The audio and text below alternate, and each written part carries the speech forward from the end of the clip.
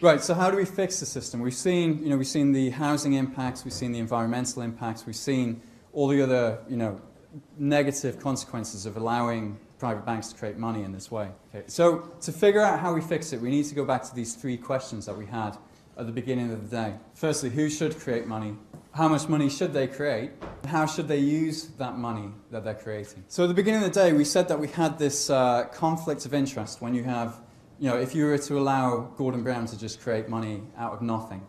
The same, you've seen how that can lead to in Zimbabwe with Robert Mugabe.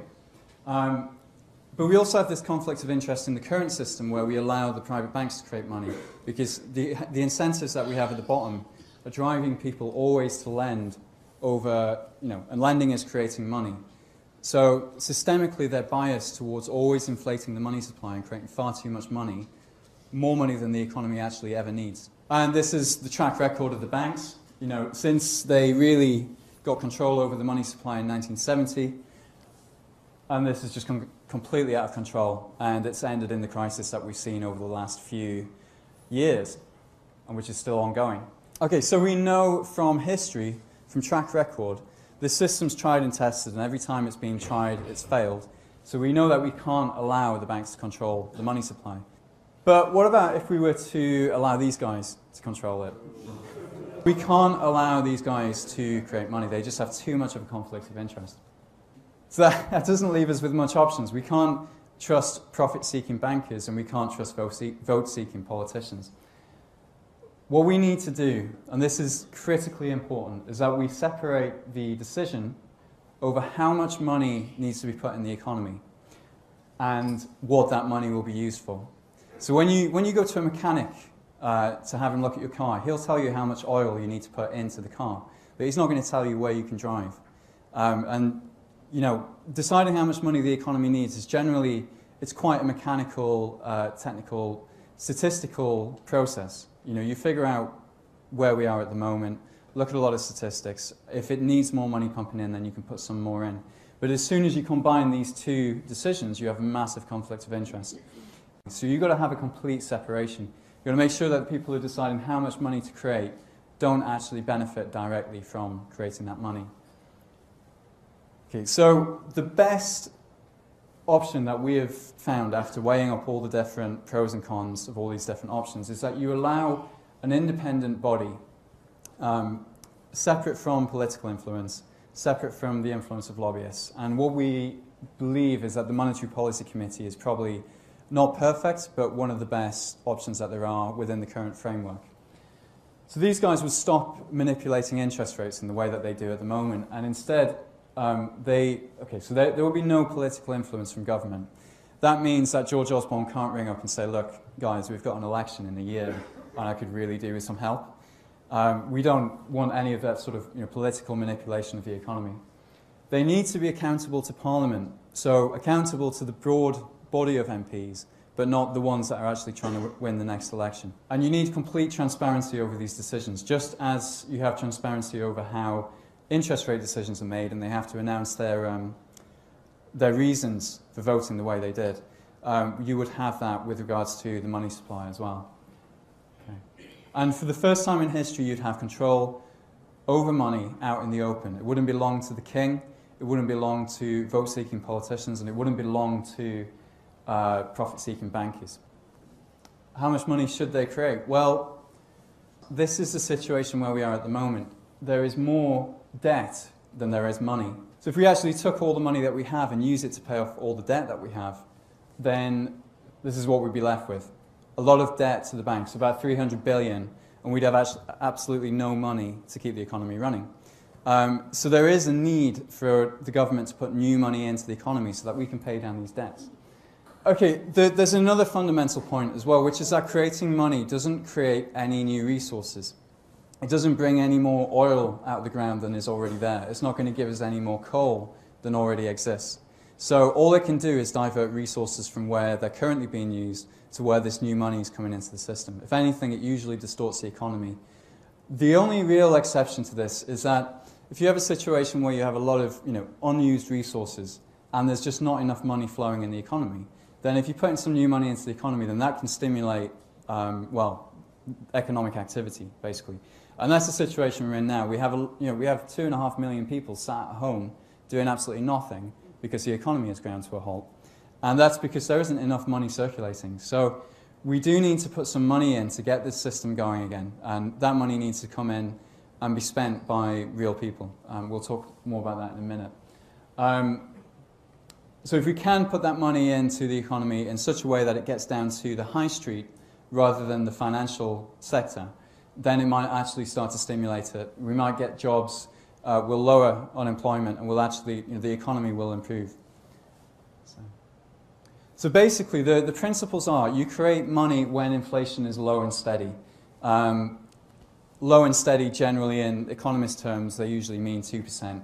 There's an argument maybe it should be 0%, but the consensus at the moment is inflation should be about 2%. So if inflation is ticking over at 2%, then you can keep putting money into the system. If it starts rising above that, and it's not purely for foreign reasons like oil is getting more expensive and that, it's actually due to monetary reasons, then you want to hold off putting money into the system. And the easiest way to think about this is, if you're driving a car on the motorway, when you need to speed up a little bit, you put more petrol, you put your foot on the accelerator. But you don't keep it flat at a constant speed. You ease off when you're approaching the car in front. Or at least I hope you do. So this is kind of, it's a very sort of gentle process. Put in a little bit, put in a little bit more, put in a little bit more. Okay, the economy's doing nicely now. We'll ease off. We'll just wait, see what happens. A little bit more. And we shouldn't have this like you have with interest rates where it goes up to 5% and then it drops to 0% and then it's back up at 5 again. It should be a much smoother ride for everybody in the economy. And if you do this, then you prevent this Zimbabwe or Weimar Republic style inflation because you have a natural lock-in. If inflation's rising above 4%, then the Bank of England wouldn't be allowed to put new money into the system to stop this getting out of hand. Okay. So how should they use the money that they create? Well, okay, what would you do with the money? You spend more into public services, cut taxes, pay down the national debt, or just give it directly to people. You'd probably do a combination of all of them, because there's certain things are appropriate in different scenarios. But one proposal that we would potentially put forward is that you do the following. You use this money to... Okay, so there's a big question at the moment over whether the government could adequately handle a load more new money without potentially wasting it. You see a lot of big projects where a lot of money has been wasted. And simply pumping more money in through there will, you'll have high-speed rail, which is a very controversial proposal in itself. But all these things will be paid for with created money, which is not necessarily what we want. What we would suggest, potentially, is that if you really want to stimulate the economy, there's two things that I think you can do, and we're still working on this proposal. But firstly, you can cancel VAT, because VAT is a tax of 20% on everything that people spend, almost everything. And that tax applies to people who are actually earning too little to hit the income threshold. So even people who are living on £5,000 a year are still paying tax at 20% on that spending. So you cancel VAT, you've got basically prices will... Okay, so businesses are probably going to keep a bit of that tax cut. And they're probably going to lower taxes a bit as well. So you might see taxes come down by 10%. Consumers are 10% better off because things are 10% cheaper. And the business gets maybe the other 10% for themselves. So businesses are getting more money through the front door that's not going straight into the treasury, which is going to allow them to employ more people, to expand and to become less dependent on bank lending. And then you can raise the income tax threshold. And what you can do is basically get the lowest percentage of the population completely out of tax. And what that will do is stimulate the economy right at the bottom. Because people who are earning less than 12 or 14k a year generally don't use their money to go and buy bonds and stocks and financial assets. They spend it on the high street. So if you can get money down here instead of straight into the financial sector, then you might see a recovery within 12 months. Okay, so how does this new money get into the economy? Well, if we're suggesting that we put it through the government, even if you cut taxes, then this newly created money covers the lost tax revenue. Okay, so it just compensates it. so then, you know, the government will pay local government employees, government departments, any contractors for these departments, and gradually that money is basically being spread across, you know, 10 or 15 million public sector employees who are then going to go and spend it in the shops and in, you know, other businesses and on things we actually create. So as the government starts creating money and putting it into circulation, obviously restricted by the Independent Monetary Policy Committee,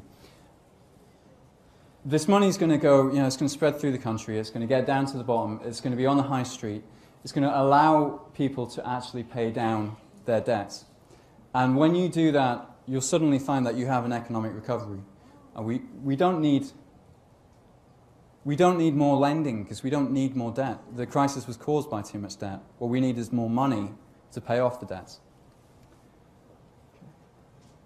Right, so this is what would happen to the money supply. This is another version of the chart that I showed you earlier. The red line at the top is the total amount of debt that we have to the banks. The green line is the total amount of money that we have in the banks. And from 1991 there, you can see this is, you know, sort of getting out of control. What would happen if we keep the current system is that these two lines are going to keep going up. Probably more slowly than they have been to now, but the debt's going to keep rising and the money supply is going to keep rising. If you allow the state to create money in the way that we're suggesting, then this new money comes into the system. So the level of money keeps rising, but it can be used to pay down the existing debts, this sort of debt overhang, or this debt hangover.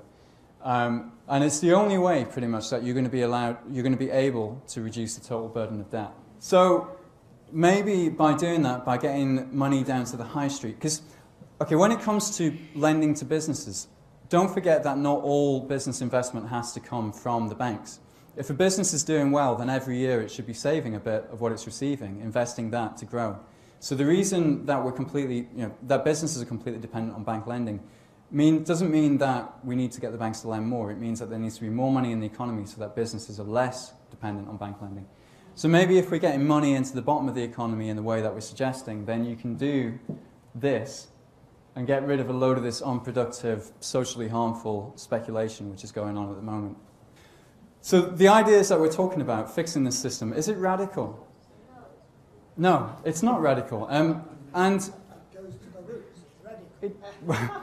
Yeah, it goes to the roots, but it's actually, all we're doing is making the system work the way that most people think it already works. Most people think the Bank of England is the only one that can create new money. And this, we get the question a lot, well, you know, has this been tested anywhere?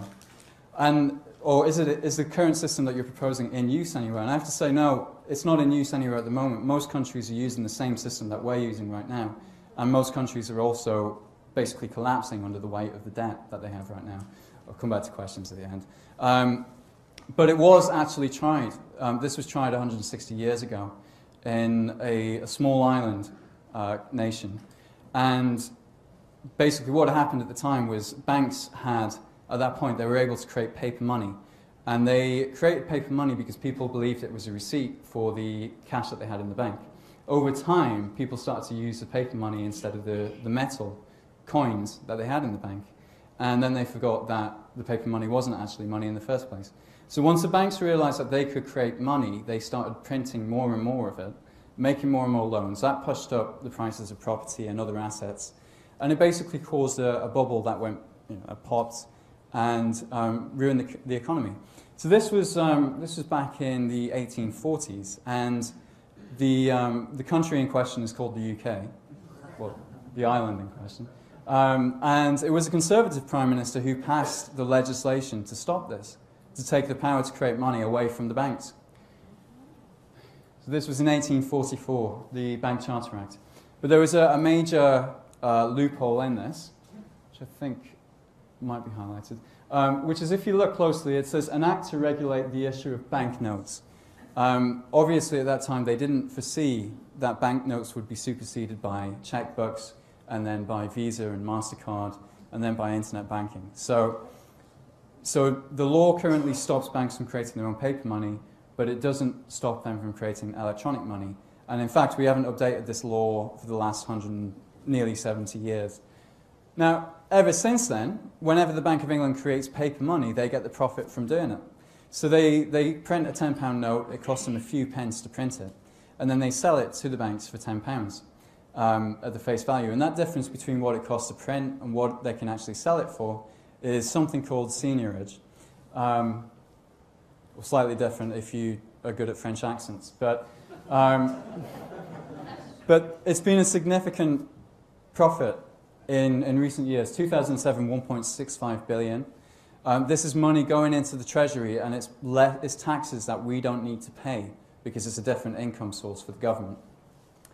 2.33 billion, 2.19 billion, 491 million in 2010 for technical reasons, I think.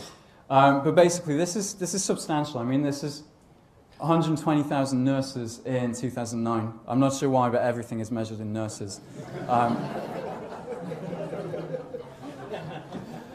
But this is a hell of a lot of healthcare that's been paid for purely from the profit of creating money. And yet, because the government's given the power to create electronic money to the banks, and because we're now using electronic money for 97% of the entire money supply, we're losing, let me see, yeah, here we go. We've lost 2.1 trillion in government revenue to date. That's 2,100 billion pounds. It's basically enough for a 3-year tax holiday on all taxes whatsoever, and it's twice what the national debt is. So if you look at the financial situation of the government, of course they're struggling now because they've given away this huge source of revenue to the private banking sector. Okay, so one of our supporters who unfortunately couldn't be here today, he's written to Mervyn King and he said, do you not think maybe, given everything that's happened, it would be a good idea to update this law? And he wrote back and said, I don't know if you can read it that well, but he said, second, you suggest that banks should be forced to conform to the underlying purpose of the 1844 Bank Reform Act. You might be aware that I've said publicly that I think ideas in this spirit, such as those advocated by John Kay, seriously merit serious consideration in the debate as to how we reform our financial system, and I remain sympathetic to those views. Incidentally, he then says he doesn't want to prejudice the Independent Banking Commission's decisions, and I showed the Banking Commission this in a presentation that we did to them about why they should be looking at our particular reforms. I tried to get that red line to cover up the line of text, but they still read it. It's like, okay, so that's the idea. The state takes back control of creating money. It stops the banks from creating money. It puts money into the system in such a way that it will get to ordinary people rather than being pumped into the financial sector. Bypasses the banks. The banks will have to wait until we've used it and we want to lend it back to them to invest in other things. And it's inflation proof because we have this lock-in that stops the Monetary Policy Committee creating more and more money if there is inflation. And it's really important to have that. This isn't just a fluffy idea or something that we've been thinking about over the last couple of weeks. It's something that we've spent about 18 months working on, to the extent where we've been able to put it into draft legislation. I mean, one of the problems you have with government and civil servants is they never have any time. So to save them the time of figuring out how you fix this, we did it for them. We wrote this into law, into the format that could be passed in Parliament tomorrow if we had an emergency vote on the subject. And you can also get these outside, also available on the website. But this is very, very watertight and very substantial. And it's only actually about 40 pages to fix the entire banking system and end the crisis, which I think is quite an achievement.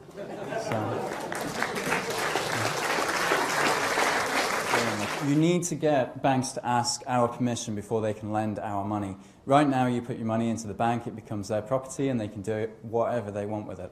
And we want to set it up so that you have two accounts, or two types of account. If you want the bank to keep your money safe, I mean keep it safe, like not go and lend it to somebody in subprime America without a job, then you put it into your current account, and that money will just sit there until you instruct the bank to pay that to somebody else by using your debit card or your internet banking. If you're willing to take a risk, then you can say to the bank, look, I don't need this money for the next 12 months. I want you to go and invest it. I want you to try and pay me some interest. So this is what Simon mentioned here, this distinction between current accounts and investment accounts. And the reason why this is so essential to do is that if you set banks up in this way, then when one of them fails, all the people here who said, I don't want my money to be put at risk, those accounts, the money's still there, and that money can be moved across to a healthy bank. And these people who said, okay, I understand there's some risk in lending, so I'm going to take that risk, then those people can wait to get their money back as the bank is liquidated, like any other businesses. And it means that we don't have to, I mean, when RBS failed, the reason we had to rescue it was because all these people who thought their money was genuinely safe in the bank suddenly discovered that, you know, it wasn't going to be. It would disappear.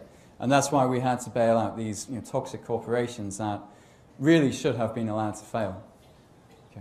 Second thing, we need to make them tell us how they'll use our money if we provide it for them to invest, so that they can't be using it to, to invest in things like cluster bombs, in things like, in things that you're not ethically comfortable with, and so that we get some control over whether that money goes into pure speculation or gets directed towards business.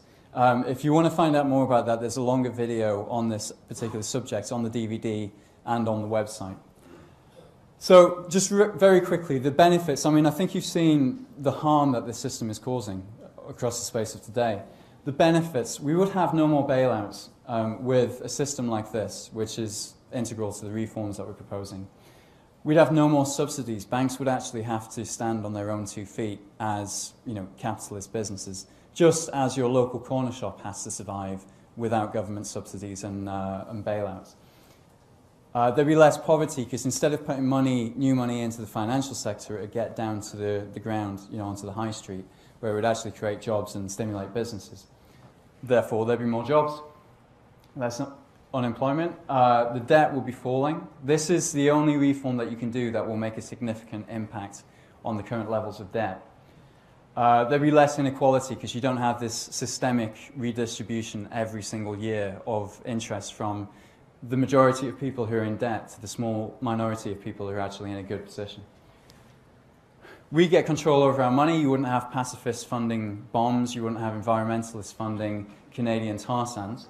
And we'd actually reclaim some power over what's happening in our economy. We take back power from the banks.